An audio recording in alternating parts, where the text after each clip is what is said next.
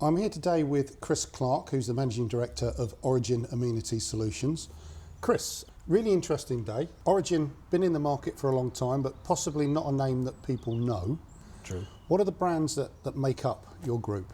The brands that make up the group principally are Rigby Taylor, Headland and Symbio and TurfKeeper.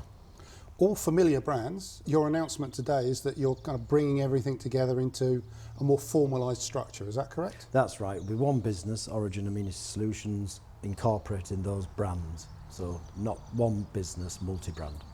And what's the drive behind doing this now?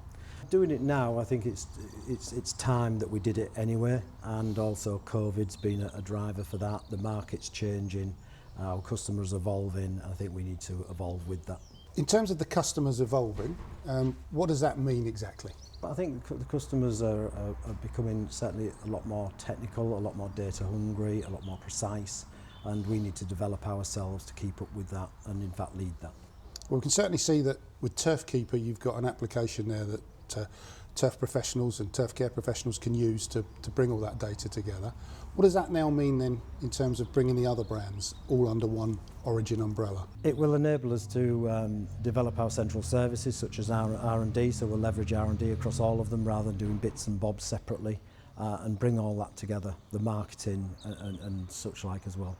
So in terms of the customer, are they going to notice a difference with the people they're dealing with, or is there going to be major changes? No, I don't think the customer will notice much difference at all. They'll still be dealing with the same person from the same brand, but what they will see is more of the R&D and data stuff coming through.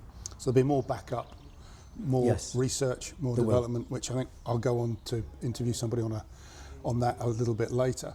Through tough times, and we're undoubtedly going through tough times and hopefully coming out of them now, a lot of people or businesses rationalise themselves. Is this cost cutting or is it an investment? No, this is an investment in the future. It's definitely not a job reduction scheme. It's definitely an investment in growth, and that's where we want to go. Also to underpin our current position, otherwise, we could be going backwards. So it's all about development. And where you have duplication of product, is that something you may be looking at? We may look at that, yes, we may do. Where we would have an exact duplication, yeah, we may well. Long term, I mean, we're at the start of this process now. Sure. I guess you've announced it to the press today.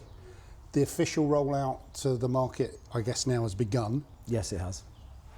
Are you still pulling things together, or is everything there No, and you're switching a we're switch? still pulling things together, so it's a programme that will run till Christmas 21, and in that time we'll have a new IT system and other things in place that need to be in place for it to be one business, and that will happen progressively from now till Christmas. And after that point, I mean, you're at a particular point in the market now in terms of the share you have across this sector through the different brands. I assume part of the plan is that you're going to increase that share. We would expect to increase our share, yeah. And With an improved and enhanced offering, yeah. okay, enhanced offering and better detail and information and support Absolutely. for the customer. Yeah, absolutely. So would it be fair to say that serving the customer is the driving force behind Absolutely, this? it is, yeah, absolutely. Touched on it's an investment. Yes. Part of that investment is a research and development facility here, which is pretty impressive by anybody's scale. is. What kind of money are we talking about?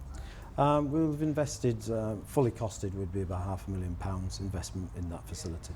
It's not a from scratch build, is it? It's kind of using a facility that's already as part of the group on the agricultural side, but you've expanded what's offered here. So really, there's a £500,000 that's gone into R&D, not structures and buildings and things like that. Correct, because all the actual infrastructure is already here for it, yeah.